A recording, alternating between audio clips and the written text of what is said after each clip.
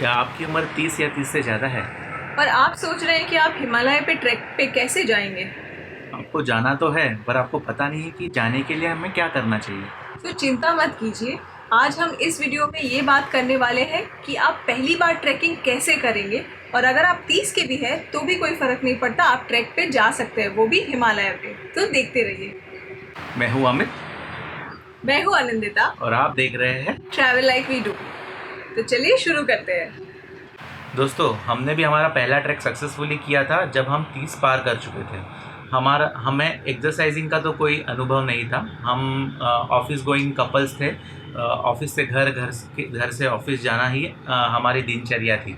इसीलिए कोई form of exercise तो हम करते नहीं थे। इंटरनेट पे फोटोग्राफर्स के फ़ोटो और यूट्यूब में ट्रैवलर्स के वीडियो देख के हमें भी ऐसा लगा कि हमें भी ट्रैक पे जाना चाहिए। चीज़ जो आपको ध्यान रखना चाहिए जब भी आप ट्रैक चूज़ कर रहे हैं, पहला चीज़ ये होता है कि किस टाइप के ट्रैक पे आप जाए। अभी आप पहली बार जा रहे हैं, ऐसा तो नहीं है कि आप सीधा एवरेस्ट चढ़ गए या एवरेस्ट बेस कैंप पहुंच गए। तो याद रखिए, आप कोई भी ट्रैक जो चूज़ करेंगे वो आइदर इजी या मॉडरेट हो। ज़्यादा से ज़्यादा 2 से 5 से 6 दिन तक ही हो। अगर आप बहुत फिट है और फिर आप जाने की सोच रहे हैं, तो फिर आप 7-8 दिन के ट्रैक भी सोच सकते हैं। दूसरी सबसे इम्पोर्टेंट चीज़ है आपकी सेहत। आपकी सेहत अच्छी होना बहुत ज़रूरी है।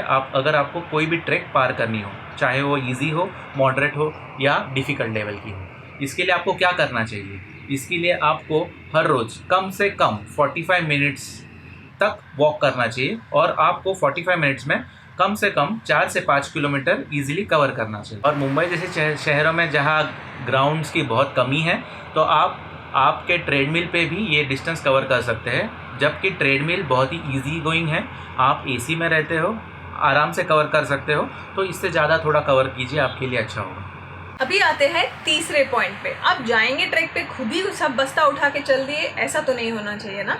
तो आपको एक एजेंट चूज करना पड़ेगा।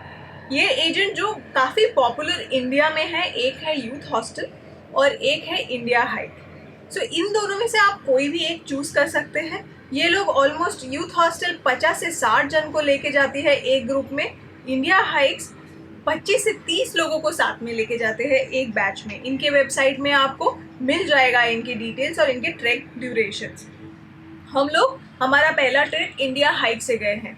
बट अगर आपको आराम से अपने ही पेस पे ट्रैकिंग करनी है और बहुत लोग इतना पसंद नहीं है आपको, तो फिर आप Geo.in या शेरपा फीट, यहाँ से आप कस्टमाइज ग्रुप टूर भी कर सकते हैं। इससे आप लोकल जो शेरपाज है उनको भी मदद करेंगे और सारे जो नॉर्मल ट्रैक इंडिया में होती है, ये यहाँ से भी आप कर सकते हैं। आपने ट्रैक तो बुक कर लिया, बट जो सबसे इम्पोर्टेंट चीज़ आपके माइंड में आता है कि आप रहेंगे कहाँ, आपका स्टे होगा कैसे। इंडिया में आप कोई भी ट्रैक करें, आपको मोस्टली टेंट्स में रखा जाता है। एक टेंट कम से कम 3 आदमियों के लिए होता है, तो 3 लोग उसमें आराम से रह सकते हैं। आपको वो टेंट लगाने की ज़रूरत नहीं है। जो भी ट्रैकिंग कंपनी के साथ आप जाते हैं, वो ही आपको मदद करेंगे टेंट लगाने में। कुछ ट्रैक्स होम स्टेज में भी ट्रैकर्स को रखते हैं। अभी हम बात करेंगे खाने का। खाना एक इम्पॉर्टेंट एस्पेक्ट है। जब भी हम कहीं पे भी घूमने जाते हैं या हम ट्रैक पे जाते हैं, आपको खाना कैरी करने की ज़रूरत नहीं है। अगर आप यूथ हॉस्टल या इंडिया हाइक्स इनके साथ जाते हैं, तो आपको 4 टाइम का खाना, और वो भी लजीज इंडियन खाना, वो मिल जाएगा गर्मा गर्म। वहाँ पे उनका शेफ़ रहता है जो खाना प्रोवाइड कर देंगे। अगर आप छोटे से ग्रुप से जा रहे हैं, तो मैं बोलूँगी, और आपको बीच बीच में भूख लगती है, तो आप थोड़े चॉकलेट्स, प्रोटीन बार्स और ड्राई फ्रूट्स अपने साथ रख सकते हैं, जो आपको मदद करेगी बीच बीच में खाने के लिए। और याद रखिए, खाना वेज होता है। अभी खाने का और सोने का बात तो हो गया। नेक्स्ट इम्पॉर्टेंट चीज़ होता है वॉशरूम।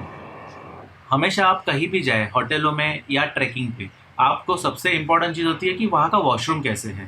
तो वॉशरूम की चिंता भी आप बिल्कुल ना करें, क्योंकि आपका ट्रैक जो ऑर्गेनाइज़र होता है वो टॉयलेट कैंप्स खुद ऑर्गेनाइज, तो वो टॉयलेट कैंप्स खुद सेटअप करते हैं, जो आपके टेंट से 200 या 300 मीटर की दूरी पे होते हैं। ये टॉयलेट कैंप्स ड्राई टॉयलेट्स होते हैं, तो यहाँ पे आपको पानी नहीं मिलेगा।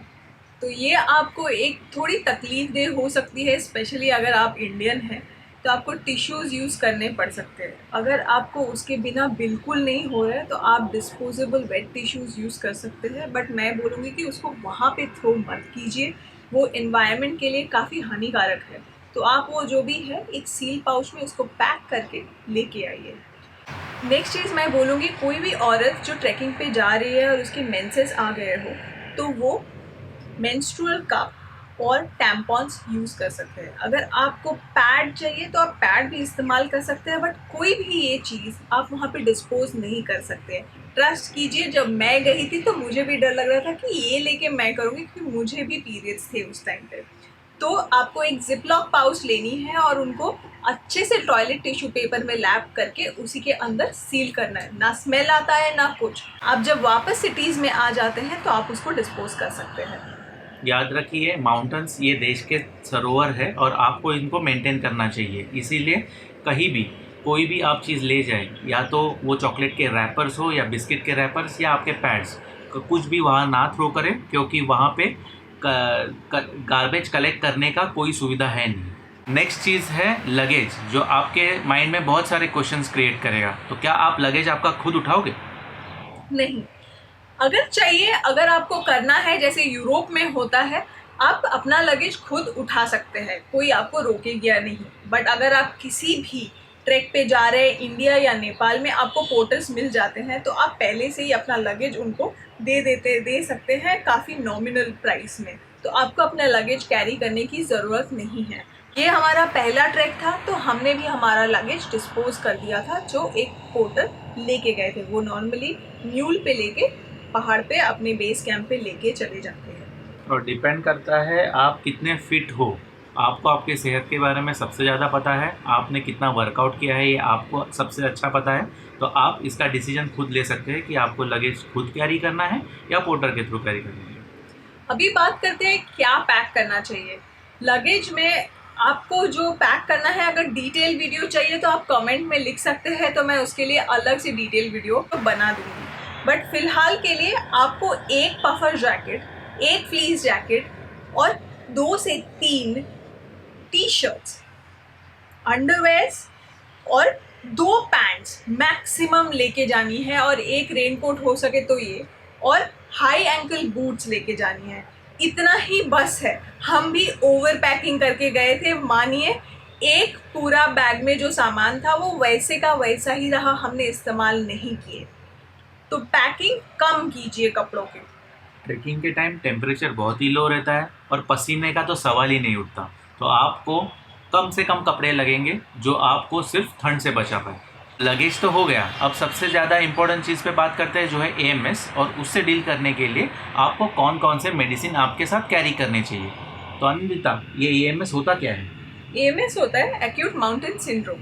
एक्यूट माउंटेन सिंड्रोम ये होता है जब भी आप हाई ऑल्टीट्यूड जगह पे ट्रैकिंग पे जाते हैं, या इवन आप गाड़ी में भी जा रहे हैं, तो आपको ऑक्सीजन की कमी होती है वहाँ पे, और उसके साथ काफ़ी सारे हेल्थ हैज़र्ड्स भी होते हैं, जैसे कि आपके सर दुखने लगेंगे, चक्कर आने लग सकते हैं, उल्टी आ सकती है, डिसेंट्री हो सकती है, और AMS जानलेवा भी हो सकती है। तो इसके लिए कुछ चीज़ें आपको ध्यान रखनी चाहिए। जब आप ट्रैक पे जा रहे हैं तो आप पानी पीते रहिए। जितना पानी पिएंगे उतना आपको उस एनवायरनमेंट में एक्लिमेटाइज होने के लिए वो मदद करेगा।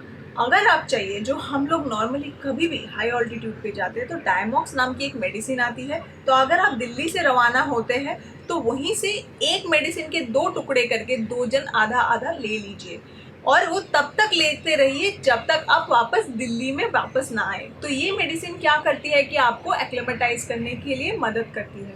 साथ में 2-3 और लिस्ट मेडिसिन की है जो मैं दे सकती हूँ आपको यहाँ पे, तो आप वो भी लेके जा सकते हैं। नॉर्मल जो फर्स्ट एड किट होती है वो भी आप साथ लेके जाइए। हम 30 पे गए थे ट्रैकिंग करने के लिए, तो इसमें क्या होता है कि हमारे घुटने जवाब दे देते हैं। तो क्या करना चाहिए उसके लिए? नी गार्ड, याद रखिए, नी guard, 2 pair of knee guard लेके जाइए, आपको भी काम आएंगे। आपके साथ जो ट्रैवल कर रहे हैं, अगर उनको नहीं, उनके पास ये सुविधा नहीं है, उनको भी हेल्प करेगा। तो 1 पेयर या 2 पेयर लेके चलिए आपके साथ, और इससे आपके घुटने सही सलामत रहेंगे, और कभी भी मोच वगैरह कुछ आई तो उतना आपको इम्पैक्ट नहीं गिरेगा, गिर गए या कुछ हो गया तो। ये हम क्यों कर रहे हैं ये आप देख सकते हैं ऊपर दिए गए लिंक में, जब हम ब्रह्मताल ट्रैकिंग पे गए थे। अभी बात करते हैं कैमरा। आप तो जानते ही हैं हम दोनों इंस्टाग्राम में काफ़ी एक्टिव है। अमित है अमित चोरगे .photography में और मैं हूँ ट्रैवल लाइक वीडू में। सो कैमरा बैग में आपके क्या क्या होने चाहिए अमित? तो कैमरा बैग बहुत ही इंपॉर्टेंट चीज़ है अगर आपको वहाँ के खूबसूरत फ़ोटोज़ क्लिक करने हैं या आपके वीडियोस बनाने हैं। बट ये ख्याल रखें कि बैग लाइटेस्ट होना चाहिए आपका। तो जब भी आप कैरी करें तो ये ध्यान रखें कि आपका कैमरा बॉडी का वेट और आपके लेंसेज का वेट कम से कम हो और वो उतना हो जितना आप खुद के साथ कैरी कर पाए। आपको कैमरा ये याद रखिए, एक बैटरी लेके जाने से आपका होगा नहीं। अगर आपके पास बहुत अच्छा स्मार्टफोन है तो आप उसको लेके जा सकते हैं, और स्मार्टफोन के साथ पावर बैंक भी लेके जा सकते हैं, वो भी काम कर देगा ऑलमोस्ट फोटोग्राफी करने के लिए। अगर आप कैमरा लेके जा रहे हैं तो 2 या 3 बैटरी साथ में लेके जाइए। 2 बैटरी 1 हफ्ते का ट्रैकिंग के लिए काफ़ी हो जाता है। बट याद रखिए बैटरी को हमेशा सॉक्स के अंदर या अपने कोट के अंदर के पॉकेट में रखिए, क्योंकि बहुत ठंड होती है और उसमें बैटरी डिस्चार्ज जल्दी हो जाती है। राइट। और रात को आपका टेम्परेचर बहुत ही लो हो जाता है तो ये याद रखिए आपको बैटरीज को लेके सोना है कंबल के अंदर या आपके स्लीपिंग बैग के अंदर, ताकि वो वार्म बने रहे और इसका चार्ज है वो इतना ही बना रहे, नहीं तो वो पूरी ड्रेन हो जाएगी। इवन ये और एक ट्रिक है, जो भी सामान आप सुबह उठ के इस्तेमाल करते हैं ना, वो भी अपने कंबल के अंदर लेके सोइए ताकि सुबह उठ के बहुत ठंड ना लगे, ठीक है।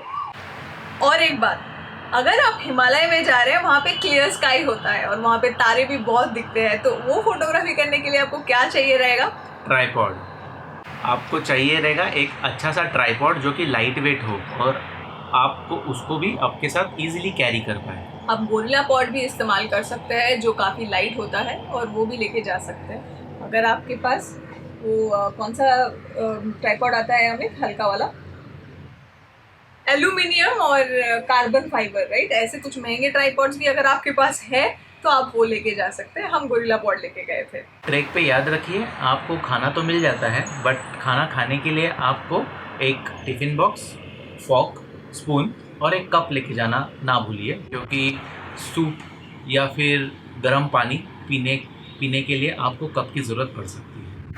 इवन चाय या खाना उसी में दिया जाता है, और ये जो प्लेट्स और डिशेस है ये आपको खुद धोने होते हैं। ये एक एक्सपीरियंस है दोस्तों, क्योंकि पानी की वहाँ पे कमी होती है, और वो बर्फीला ठंडा पानी से अपना खुद का डिश खुद धोना, ये एक एक्सपीरियंस है सच बताऊँ तो। अभी हम बात करेंगे कि और क्या आप एक्सपीरियंस कर सकते हैं जब आप ट्रैक पे जा रहे हैं, आपको क्या क्या महसूस होने वाला है और क्या क्या चीज़ आपको मिलने वाली है। पहले बात करते हैं कि आप जब भी हाई ऑल्टीट्यूड पे ठंड में चलते रहेंगे तो तभी आपकी सांस काफ़ी फूलने वाली है। तो ये आप एक्सपेक्ट करके रखिए कि आपको सांस फूलने वाली है, और कभी कभी 6 से 7 घंटे का ट्रैक होता है, राइट हमें? राइट। तो 6 से 7 घंटे आपको चलना है, बल्कि लगातार तो नहीं चलना, आप आपके सुविधा के अनुसार ब्रेक्स ले सकते हैं। ट्रैक में जाते हैं तभी जो ऑर्गेनाइजिंग टीम होती है उनके कुछ सदस्य स्टार्टिंग में होते हैं और कुछ एंड में होते हैं, तो वो मोस्टली सबको अपने साथ रखते हैं और ले जाते हैं। आपके पेस पे ट्रैकिंग करते रहिए और आप आपके डेस्टिनेशन तक ज़रूर पहुंचेंगे, इसका ख्याल वो खुद रखेंगे। और ये याद रखिए कि ये कोई रेस नहीं है। हालांकि अगर आप बड़े ग्रुप में जाते हैं तो आपको बहुत सारे ऐसे लोग भी मिल जाएंगे जिनके लिए ये रेस है या कंपटीशन है कि कौन पहले पहुंचे। आप ये मत सोचिए कि आपको इधर भी रेस करना है। आप शहर से रेस से दूर आए हैं हिमालय का नज़ारा लेने के लिए, तो आप पक्के से पूरा जो नज़ारा है उसका लुत्फ़ उठाते हुए चलिए, और आप अपनी पेस को मेंटेन करके चलिए। याद रखिए जोश में कभी भी दौड़ के ना जाए कहीं भी। अगर आपको प्लेन सरफेस भी मिले तो दौड़ना अवॉइड कीजिए, क्योंकि ठंड बहुत ज़्यादा है, ऑक्सीजन की बहुत कमी है, आपको नहीं पता आपकी बॉडी कैसे बिहेव करेगी अगर वो स्ट्रेस में रहे। और सांस ज़्यादा फूलती है तो ज़्यादा फूलेगी तो आप ज़्यादा एक्सर्ट ना करें अपने आप को। और हाँ, ब्रेक्स जो लेती है 7-8 घंटे में 3-4 ब्रेक्स दे देते हैं वो लोग, बट अगर आपको थोड़ा और रुकना है तो थोड़ा बहुत रुकिए, बट ज़्यादा मत रुकिए। आराम से चलते जाइए, क्योंकि ज़्यादा रुकेंगे ना तो फिर क्या होता है कि और थकावट महसूस होती है और फिर वापस स्टार्ट करने में बहुत दिक्कत होती है। ये हमने काफ़ी एक्सपीरियंस किया है ना। और जब भी रुकिए पानी ज़रूर पीजिए। हाँ, पानी पीना मत भूलिएगा। पूरे दिन भर ट्रैक करके रात को आपको नींद आएगी इसकी कोई गारंटी तो नहीं है, बट मोस्टली नींद आ ही जाती है और आप एक्लेमेटाइज हो ही जाते हो। एक छोटा सा टेंट जिसमें 3 लोग समाये हुए हैं, एक रात गुजारना एक अलग ही एक्सपीरियंस है। हाँ, ये कभी मिस मत कीजिए। एक तो आपके साथ कोई स्ट्रेंजर रहेगा जिसके साथ आप रात को सो रहे हैं, और वो जो स्लीपिंग बैग में सोना, बाहर ठंड है, और सुबह उठ के वो जो टेंट का जो जिप होता है वो खोल के वो नज़ारा देखना एक अलग ही बात है। और आपको पहला दिन थोड़ा तकलीफ हो सकती है, बट उसके बाद आप यूज्ड टू हो जाते हैं, तो इतना कुछ दिक्कत नहीं होती। उसके बाद ये आता है जिस दिन आपको समिट होता है, जो आखिरी पड़ाव होता है जहाँ पे लोगों को पहुँचनी होती है। मोस्ट ऑफ द ट्रैक में ऐसा होता है कि आपको उसी दिन समिट करनी होती है चढ़ के, और फिर उसी दिन वापस आनी होती है। तो ये दिन स्टार्ट भी बहुत जल्दी होती है और थोड़ा पेस मेंटेन करनी पड़ती है, बट हालांकि तब तक होता है जब हम यूज्ड टू हो जाते हैं, राइट? क्योंकि हम काफ़ी टाइम चल चुके हैं, है ना? राइट। और समिट का डे बिकॉज आप उसी टेंट पे रहते हैं पूरे दिन भर, तो आप चूज़ कर सकते हो कि आपको समिट करना है या नहीं करना बेस्ड ऑन आपकी सेहत। अगर आपका बेस लोकेशन बहुत अच्छा है और आपको लगता है कि समिट मुझे नहीं जाना है और मुझे यहीं पे आराम करना है और पूरा नज़ारा देखना है जहाँ पे एक आदमी नहीं है, तो मैं बोलूँगी कि आप वो भी कर सकते हैं। ऐसा कुछ पहाड़ तो नहीं टूट पड़ेगा कि अगर आपने समिट अवॉइड किया।